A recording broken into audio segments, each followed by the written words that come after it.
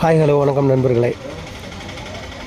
இன்று நம்முடைய பயணம் தேனி மாவட்டம் சின்னமனூரின் அருகாமையில் அமைந்துள்ள சுயம்பு சனீஸ்வரர் கோவிலுக்கு.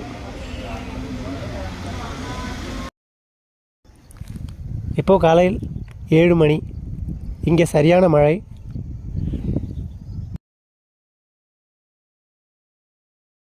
மூன்று நாள் அரசு விடுமுறை என்பதாலோ தெரியல, சுற்றுலா பயணிகளின் அணிவகுப்பு. என்னடா இது, நடு ரோட்டில் வண்டியை பார்க் பண்ணிவிட்டு ஃபோனில் பேசிக்கிட்டு இருக்காரு இருந்தாலே. நம்ம பார்த்து போனாலும் நம்மளை தேடி வருவாங்க போல இருக்குது. அந்த வர்றாரு அண்ணன், தமிழ்நாடு டிரான்ஸ்போர்ட்டு தேடி வராரு. அவர் வந்தது ராங் சைடு. நல்ல வேலை தப்பிச்சண்டா சாமி. நான் அப்படியே ஷாக் ஆயிட்டேன்.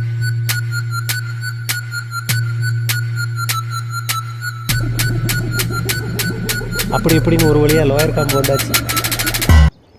இனி வண்டியை பறக்க விடலாம். ரோடாடா இது, எங்கள் ஊர்லேயும் தான் இருக்குது ரோடு. அடிவேல் சொன்ன மாதிரி துபாய் ரோடு மாதிரி இருக்குது. அப்படியே சோறு போட்டு சாப்பிட்லாம்.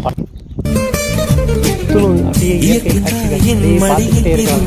அனுமந்தம்பட்டிங்கிறது சின்ன ஊர்.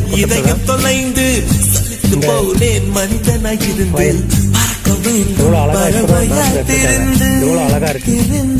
பார்த்தா பார்த்துக்கிட்டே இருக்கும். போக மாட்டாங்க. பார்க்குற இடமெல்லாம் பச்சை பச்சையே இவ்வளோ அழகாக இருக்குது. இதான் இயற்கையின் அழகு. இதெல்லாம் விட்டுட்டு வீட்டுக்குள்ளேயே இருந்தால் இதுதாங்க நம்ம குச்சனூர் போகிற வர வழி. இப்போ நம்ம இந்த நிற்கிற இடத்துல தான் இது. நம்ம முன்னாடி பார்த்த வயல்வெளியை விட இது ரொம்பவும் அழகானது.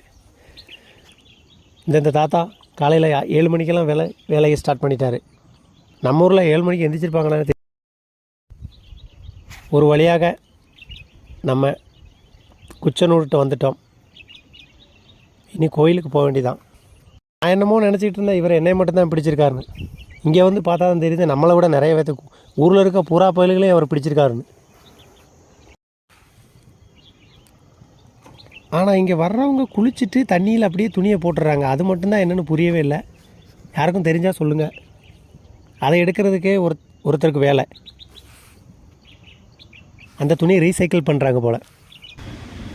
இங்கே வரும்போது பார்த்து கவனமாக வரணும்.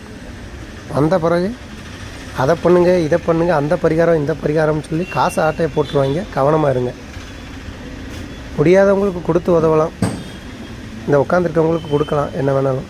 ஆனால் அன்னதானம் பண்ணுங்கன்னு சாப்பாடு பார்சல் பண்ணி அதையும் நம்மளை கொடுக்க வச்சு அதையும் ஒரு தொழிலாக பண்ணுறாங்க. நம்ம ஆளுக்கு தாயா எங்கே போனாலும் எதை பண்ணக்கூடாதுன்னு சொல்கிறோமோ அதை தான் பண்ணுவாங்க.